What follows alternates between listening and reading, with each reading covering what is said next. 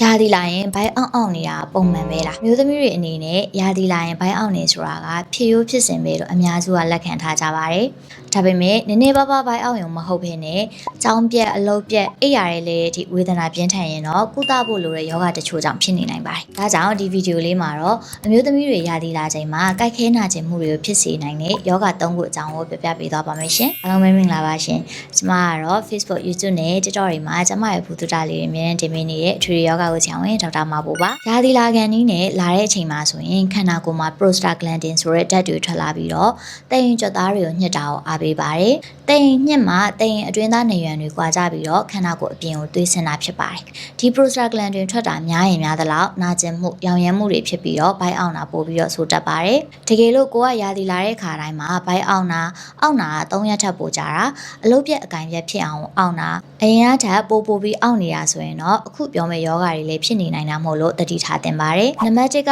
တော့တက်အိမ်မှာသွေးလုံးတဲတဲ့ယောဂပါ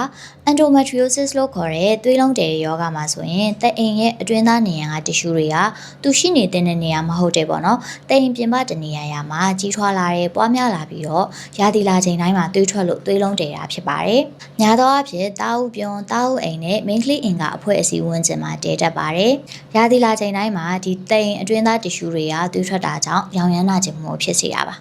တေးလုံးတဲယောဂါကပေါ့ဆဆသဘောထားပြီးတော့မကုသပဲနေရင်ကလေးမရနိုင်တဲ့နောက်ဆက်တွဲပြဿနာတွေပါဝင်လာနိုင်ခြေရှိတာမို့လို့ကျွမ်းကျင်တဲ့ဆရာဝန်နဲ့တိုင်ပင်ပြီးတော့လိုအပ်တဲ့ကုသမှုခံယူဖို့လိုပါတယ်နံပါတ်2ကတော့တိမ်မှာအသားလုံးတဲတဲ့ယောဂါပါမာယိုမာလို့ခေါ်တဲ့ဒီယောဂါကတော့ဒီတအိမ်ရဲ့ကြွက်သားနေရံမှာကင်ဆာမဟုတ်တဲ့အလုံးတွေတေးတာကိုခေါ်တာပါအရွယ်အစားအသေးအကြီးမျိုးစုံဖြစ်နိုင်ပြီးတော့ရာသီလာချိန်မှာကြိုက်ခဲတာရာသီသွေးဆင်းများတာကိုဖြစ်စေပါတယ်ဒီယောဂါကလည်းမပေါ်စားတဲ့ယောဂါတစ်ခုပဲဖြစ်ပါတယ်နံပါတ်3ကတော့အမျိုးသမီးအင်္ဂါအဖွဲ့အစည်းရောင်ရမ်းတဲ့ယောဂါပါဒီယောဂါကတော့များသောအားဖြင့်ပေါ့နော်လင်ရတဆင့်ကူးစက်တတ်တဲ့ယောဂပိုးတွေကြောင့်ဖြစ်တတ်ပါတယ်တအိမ်ကောင်းတအိမ်တာအုပ်ပြုံတာအုပ်အိမ်စတဲ့ main clay အင်္ဂါတွေမှာပိုးဝင်ပြီးတော့နာတာရှည်ရောင်ရမ်းတဲ့ယောဂါဖြစ်ပါတယ်ဒါကိုမကုပဲထားမယ်ဆိုရင်တာအုပ်ပြုံကအမာရိုးကြောင့်ကျင်းသွားပြီးတော့ကိုဝင်ဆောင်တဲ့အခါမှာတိမ်ပြင်ပတတိတဲတာလိုမျိုးအငြိရှိနောက်ဆက်တွဲပြဿနာတွေဖြစ်နိုင်ပါတယ်ဒါကြောင့်ကိုကရာသီလာတဲ့အချိန်တိုင်းမှာမခံမရနိုင်အောင်ဘိုင်းအောင်နေအလုပ်ပြတ်တယ်နေ့စဉ်ဘဝကိုထိခိုက်တဲ့အထိအိပ်ရာရဲ့လေဒီအောင်နေအရင်ကမအောင်ပဲနဲ့နောက်ပိုင်းမှာပို့ပြီးအောင်လာတာမျိုးရှိရဲဆိုရင်တော့ဆရာဝန်နဲ့တိုင်ပင်ပြသဖို့အကြံပေးချင်ပါတယ်ရှင်ဒီလောက်ဆိုရင်တော့ရာသီလာရဲ့အချိန်မှာနာကျင်ကြိုက်ခဲမှုတွေကိုဖြစ်စေတဲ့ယောဂတွေအကြောင်းသိသွားပြီးတော့ကျန်းမာရေးသတိရှိသွားပြီလို့ထင်ပါတယ်ရှင်